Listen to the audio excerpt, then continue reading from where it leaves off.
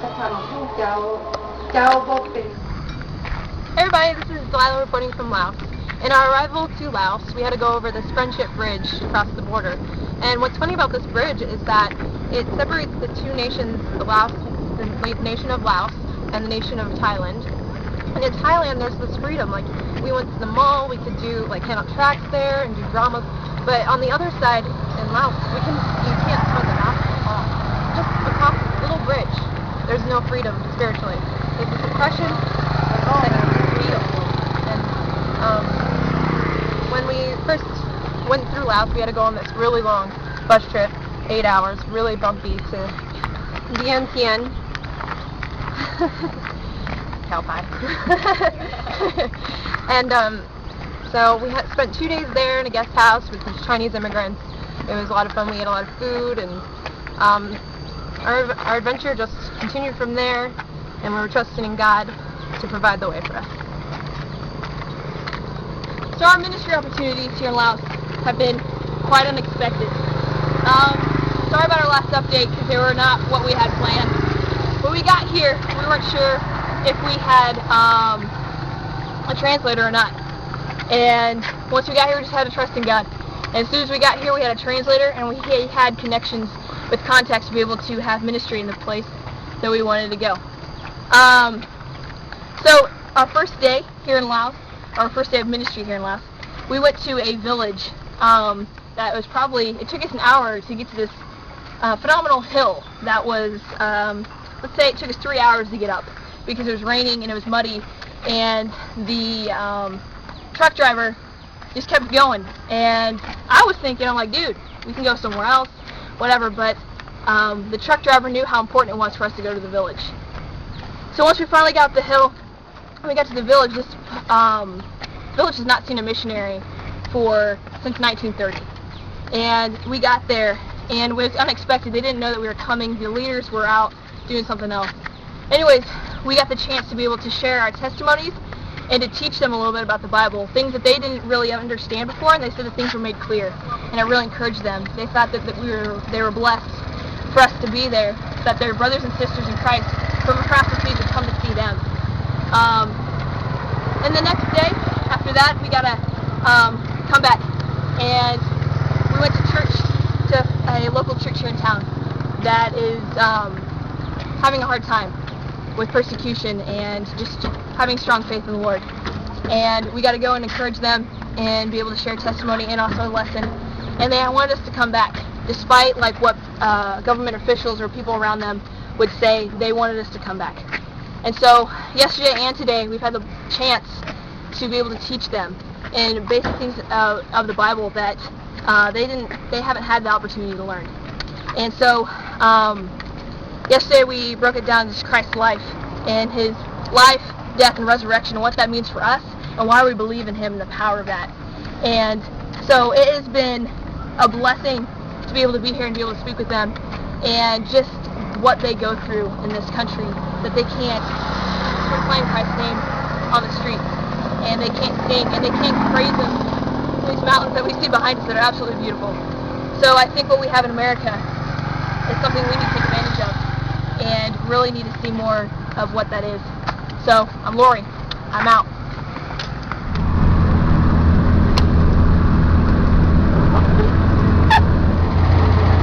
Hey guys, coming to you from Laos.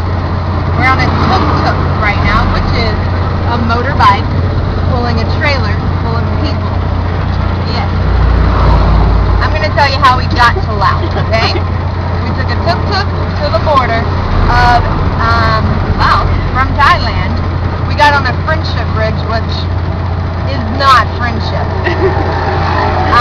Then we took another tuk-tuk, I believe, to somewhere, I don't know, to Laos. And then let's see, what kind of transportation have we had? We've had boat. We took a boat. Then we took an elephant. No lie, an elephant. Then we took a truck, the back of a truck, not the inside of the truck. Let's see. One time, the boys sat in a lawn chair in the back of a truck while the girls were in the truck trying to climb up a mudslide for hours. No lie. Let's see, what else have we done? We took a bus that was falling apart and leaking. I think there was a dog on there, a chicken, a duck, maybe some pigs. On top of a boat. The bus on top of a boat. Did you hear that? To get back on a dirt road where we had to stop and wait for bulldozers to move the rocks that had just slid off of the mountain. 12 hours later, we arrived somewhere, but I think that's all the transportation we've had in Laos. I might be missing a few. This is Kayla. I'm out.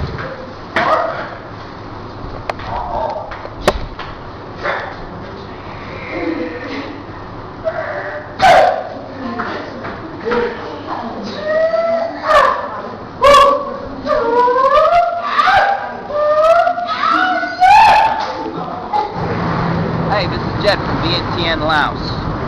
I'm going to tell you a little bit about the time that we've had over the past couple days here and the time that we've had when we come back. We've only spent about 2 days in this city, but in that time we've been able to do a prayer walk around the city. We've also been able to visit a few of the temples that are run by Buddhists in this city. It is a few of the biggest and most impressive temples in the country. Also, we were able to work with a school teacher in the only Christian school in the country. So, after doing a children's program, we were shortly escorted away to Sayaburi, Laos. This is Jed from VNTN, and I'm going to go shopping.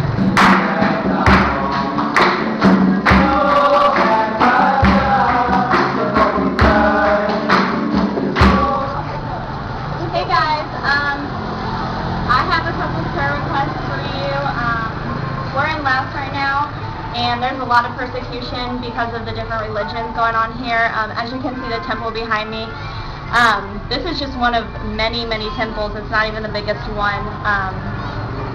There's Christians here that we've been working with, and they're being persecuted daily, and it's just a horrible thing to see, and it really breaks our hearts. So if you could be praying for that and for them and them doing their work here. Also, we have some people on the trip that have been having some stomach problems still, so if you could be praying for that continually because the health is pretty bad right now. Also, tomorrow we're leaving for Vietnam, so if you could be praying for that while we're there, and our ministry while we're there, and just our travel there also, that would be great. Thanks. Miss you guys. Someone said that this summer was just going to be a fun backpacking trip. I want to assure you that although we're having fun, it's not just some pleasure trip that we're taking. To my right now is a building used as an underground church. And inside right now, as I speak, are believers who fear persecution every day. Inside are believers who fear being taken away at night and not returning, who fear being killed, who fear losing their jobs, who fear losing their families, all because they believe in God. The last 2 days we've been able to bring the gospel to them and to encourage them. This summer is not just a backpacking trip. This is real life. It's the life that God commanded us to do. We want to leave you with a final message. They'll stand with arms high and heart abandoned. In awe of the one who gave it all. They'll stand, their soul, Lord, to be surrendered. All they are is yours. So what can they say? And what can they do? But offer their heart, oh God, completely. What's your head? No. Where's your head? Are you filming him? Yeah. Filming him.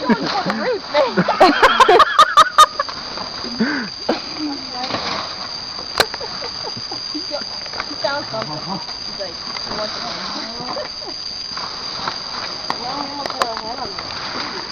Well, you gotta duck and weave, girl. Duck and weave. Come on. Wow, that is some strength. See ya.